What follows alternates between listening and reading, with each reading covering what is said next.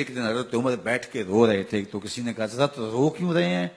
فرمایا کہ میں اس لیے رو رہا ہوں کہ فلاں پل سے بکریاں گزری ہیں، تو پل کے اندر شکستگی تھی، ٹوٹا ہوا تھا پل درمیان میں کچھ، اس میں ایک بکری کی ٹانگ ٹوٹ گئی ہے، تو میں ڈرتا ہوں کہ میرا رب یہ نہ پوچھے کہ عمر تو نے پل صحیح تعمیر نہیں کروائے تھے کہ ایک بکری کی ٹانگ کیوں ٹوٹی ہے۔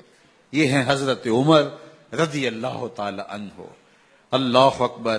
تو اللہ تعالیٰ جل شانہ نے حضرت سیدنا عمر بن خطاب رضی اللہ تعالیٰ عنہ سے جو کام لیا، مختصر دور خلافت کے اندر 10 سال 6 ماہ 4 دن آپ نے خلافت فرمائی ہے، لیکن کہاں سے چلے اور یہاں مکران تک، بلوچستان کا حصہ ہے، یہاں تک آپ کی سلطنت کی حدود وسیع ہوئی، ادھر آرمینیا تک جا پہنچے، حمص فتح کیا، قادسیہ، یرموک۔ آپ ذرا دیکھیے کہ کہاں تک آپ کی فوجوں کے گھوڑے دوڑتے رہے، اور اللہ تعالیٰ جل شانہ نے ان کو جو توانائی، عدل و انصاف کی قوت عطا فرمائی۔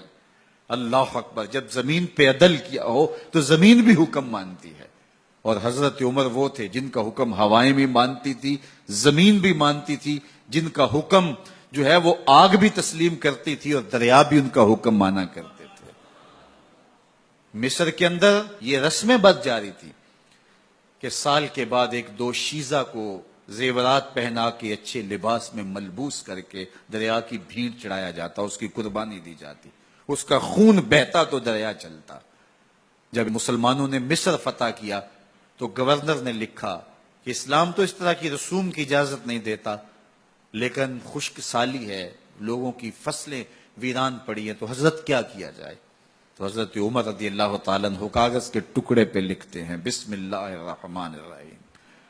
مصر کے نیل کی جانب عمر کا خط لکھتے ہیں، اے نیل، اگر تو اللہ کے حکم سے چلا کرتا ہے تو چل، ورنہ ہمیں تیرے چلنے کی کوئی حاجت نہیں ہے۔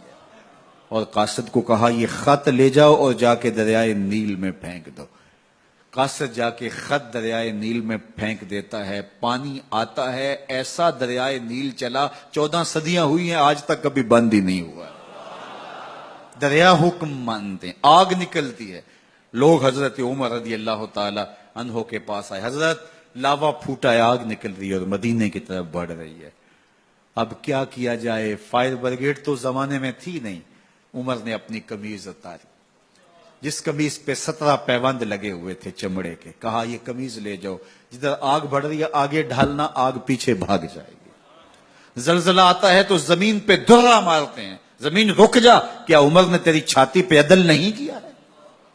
تو یہ عمر ہیں رضی اللہ تعالی عنہ کہ جن کے انصاف کی وجہ سے، جن کے عدل کی وجہ سے اللہ تعالیٰ کی رحمات اور اس کی برکات کا نزول ہوتا تھا، اور اللہ تعالیٰ نے مسلمانوں کو وہ آبرو مند حکومت دی۔